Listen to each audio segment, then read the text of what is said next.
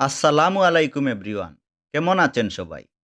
আগের ভিডিওটিতে আমি ইংরেজি সেন্টেন্স তৈরির 5টি স্ট্রাকচার নিয়ে আলোচনা করেছি এবং শিখিয়েছি এগুলো ব্যবহার করে কিভাবে শত শত সেন্টেন্স তৈরি করতে হয়।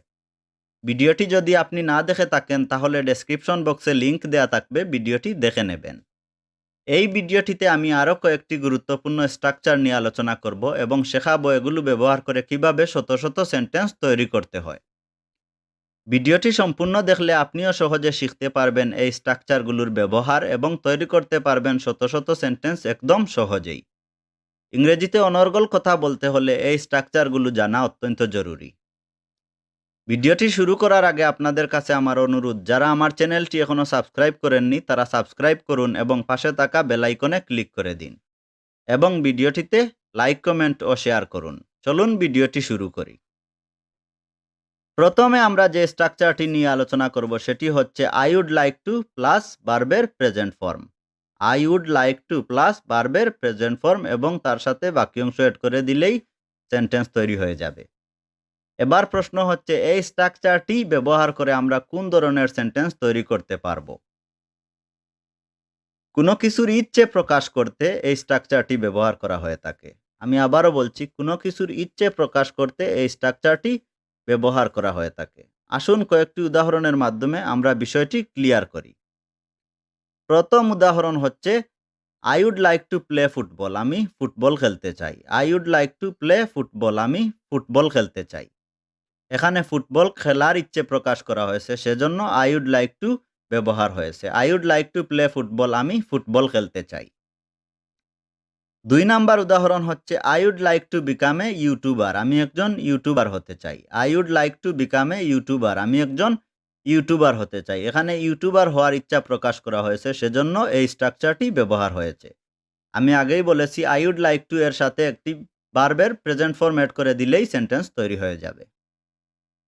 3 নাম্বার উদাহরণ হচ্ছে I would like to meet you. আমি তোমার সাথে দেখা করতে চাই। I would like to meet you. আমি তোমার সাথে দেখা করতে চাই।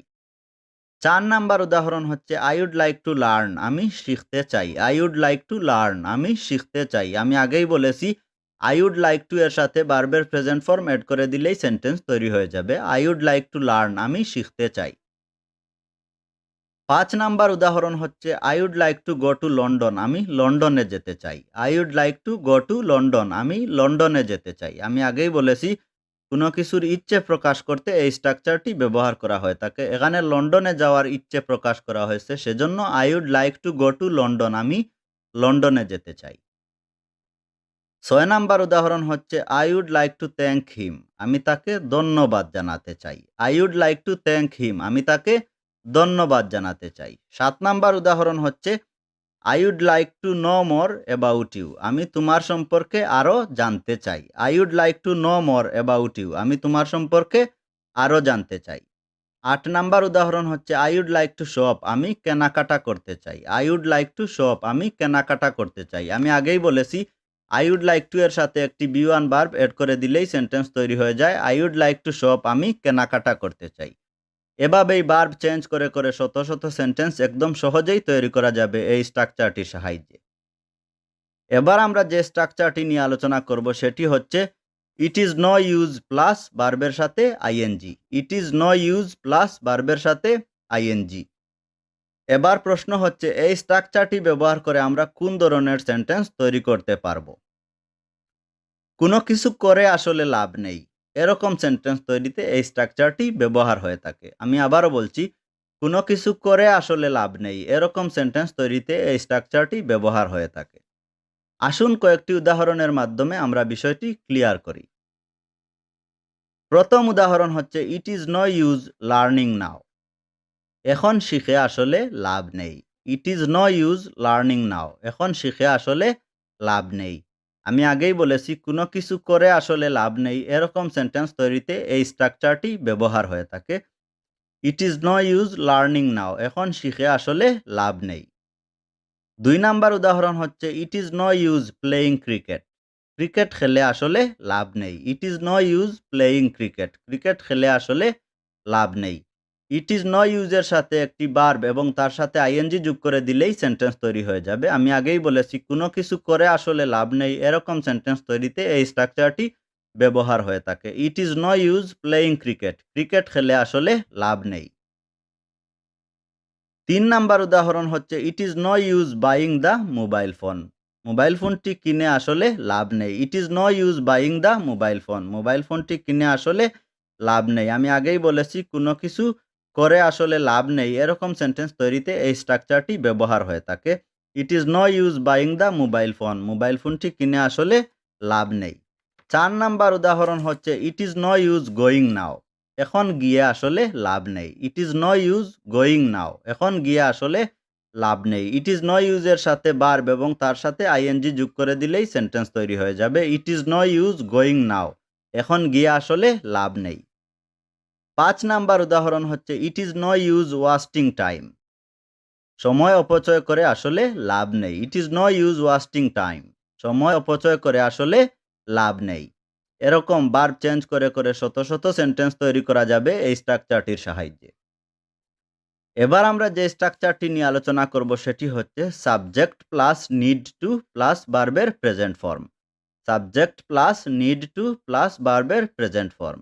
এবার প্রশ্ন হচ্ছে এই স্ট্রাকচারটি ব্যবহার করে আমরা কোন ধরনের সেন্টেন্স তৈরি করতে পারবো।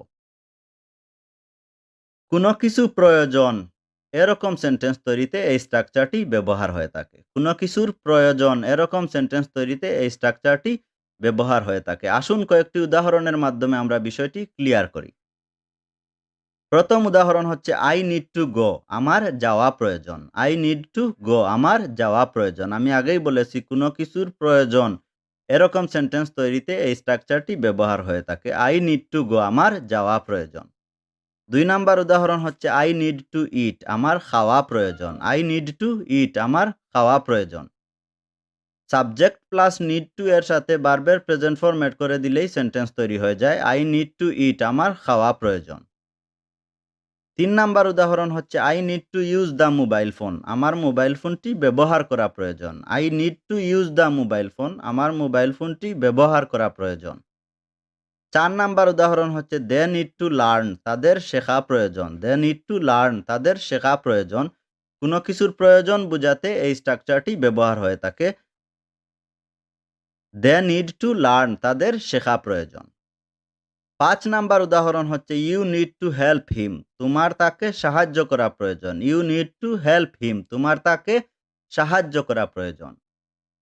এভাবেই ভার্ব চেঞ্জ করে করে শত শত সেন্টেন্স একদম সহজেই তৈরি করা যায়। এবার আমরা যে স্ট্রাকচারটি নিয়ে আলোচনা করব সেটি হচ্ছে I am trying to plus ভার্বের present form. I am trying to plus ভার্বের প্রেজেন্ট ফর্ম। এবার প্রশ্ন হচ্ছে এই স্ট্রাকচারটি ব্যবহার করে কোন ধরনের সেন্টেন্স তৈরি করা যায়।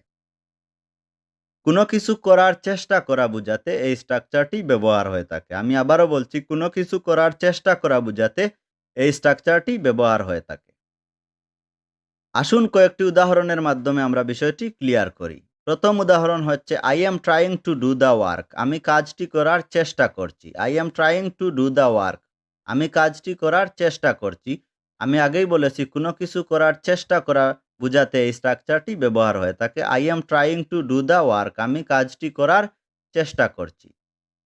২ নাম্বার উদাহরণ হচ্ছে I am trying two help হিম, আমি তাকে সাহায্য করার চেষ্টা করছি। I am trying two help হিম, আমি তাকে সাহায্য করার চেষ্টা করছি। আমি আগেই বলেছি আই এম ট্রাইং টু এর সাথে বি1 ভার্ব এড করে দিলেই সেন্টেন্স তৈরি হয়ে যায়। I am trying two help হিম, আমি তাকে সাহায্য করার চেষ্টা করছি। ৩ নাম্বার উদাহরণ হচ্ছে I am trying to play, আমি খেলার চেষ্টা করছি। I am trying to play, আমি খেলার চেষ্টা করছি।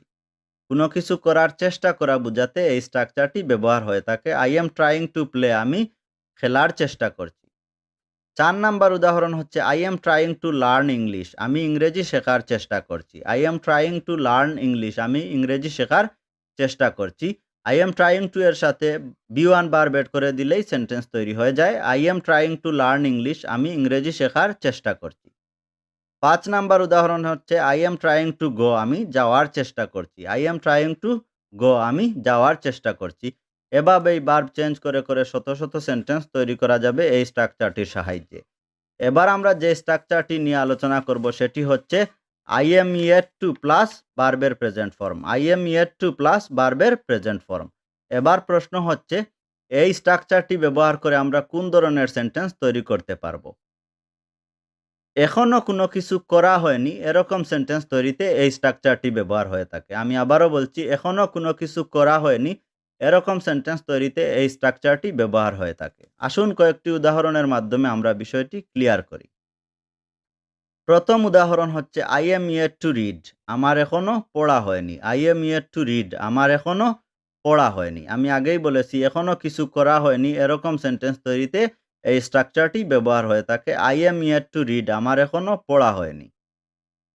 ২ নাম্বার উদাহরণ হচ্ছে I am yet to learn. আমার এখনো শেখা হয়নি। I am yet to learn. আমার এখনো শেখা হয়নি। আমি আগেই বলেছি এখনো কিছু করা হয়নি এরকম সেন্টেন্স তৈরিতে এই স্ট্রাকচারটি ব্যবহার হয়ে থাকে। I am yet to learn. আমার এখনো শেখা হয়নি। ৩ নাম্বার উদাহরণ হচ্ছে I am yet to start. আমি এখনো শুরু করিনি। I am yet to start. আমি এখনো শুরু করিনি। আমি আগেই বলেছি আই এম ইয়েট টু এর সাথে ভার্বের প্রেজেন্ট ফর্ম এড করে দিলেই সেন্টেন্স তৈরি হয়ে যাবে। I am yet to start. আমি এখনো শুরু করিনি। ৫ নাম্বার উদাহরণ হচ্ছে I am yet to go. আমার এখনো যাওয়া হয়নি। I am yet to go. আমার এখনো যাওয়া হয়নি। আমি আগেই বলেছি কোনো কিছু করা হয়নি এরকম সেন্টেন্স তৈরিতে আই এম ইয়েট টু এবং তার সাথে ভার্বের প্রেজেন্ট ফর্ম এড করে দিলেই সেন্টেন্স তৈরি হয়ে যাবে। I am yet to go. আমার এখনো যাওয়া হয়নি। ৬ নাম্বার উদাহরণ হচ্ছে I am yet to forget her. আমি এখনো তাকে ভুলিনি। I am yet to forget her. আমি এখনো তাকে ভুলিনি। কোনো কিছু এখনো করা হয়নি এরকম সেন্টেন্স তৈরিতে এই স্ট্রাকচারটি ব্যবহার হয়ে থাকে। I am yet to forget her. আমি এখনো তাকে ভুলিনি। ডিয়ার স্টুডেন্ট, এভাবেই ভার্ব চেঞ্জ করে করে শত শত সেন্টেন্স খুব সহজেই তৈরি করা যাবে এই স্ট্রাকচারগুলো ব্যবহার করে। আশা করি আপনারা বিস্তারিত বুঝতে পেরেছেন এই স্ট্রাকচারগুলো সম্পর্কে। তারপরেও যদি কোনো সমস্যা থেকে থাকে তাহলে কমেন্ট সেকশনে কমেন্ট করবেন। আমি আপনাদের রিপ্লাই দেওয়ার চেষ্টা করব। ভালো থাকবেন, সুস্থ থাকবেন। দেখা হবে পরের ভিডিওতে। আল্লাহ হাফিজ।